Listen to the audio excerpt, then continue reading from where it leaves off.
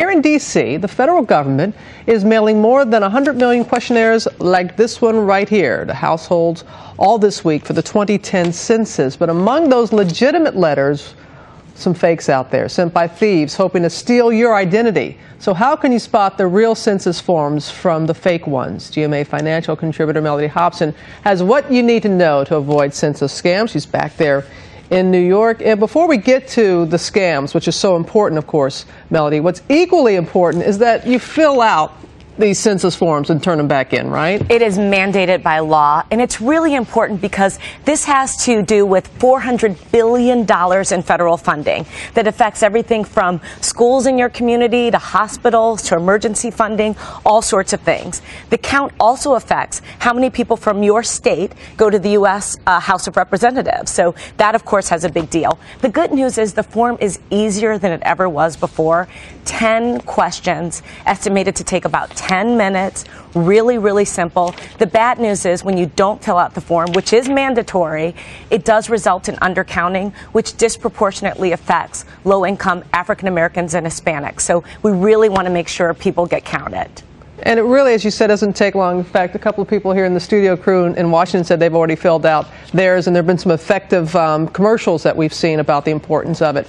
But there is just one form. That's where we should start about these scams. Just one form, Melody? There is one form. If you want to check it out, you should be getting it in the mail right now, but you can go on census.gov and look at it, look at the 10 questions. If you get something that asks for personal information, if it asks you to send any kind of money or donations, if you get anything that asks you for any kind of bank information, you do not have the right form. And that is probably someone trying to do some kind of identity theft or to scam you. So make sure you stick with the right form and you don't give any personal information.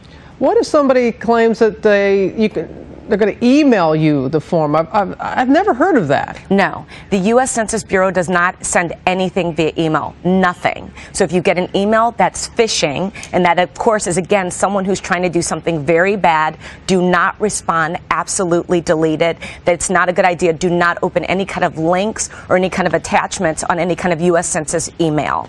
It's not official.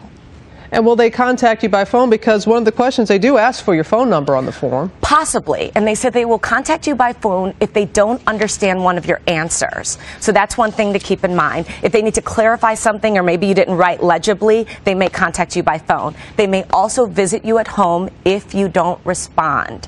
The Census Bureau has hired 800,000 part-time workers to go door to door starting on May 1st for people who have not sent in their form. You want to ask for an ID and absolutely do not let them in your home. They're actually trained to take all the information at your doorstep.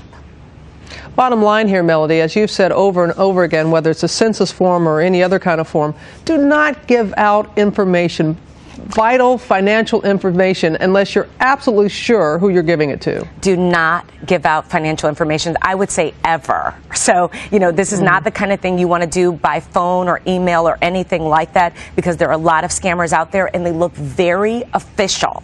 That's the most important thing. So, especially with the census, that would not be what a Census Bureau questionnaire would look like in any way. Oh, all right. And again, it's very, you said you got yours already too? Yes, I just got mine in the mail on Monday and just sent it off.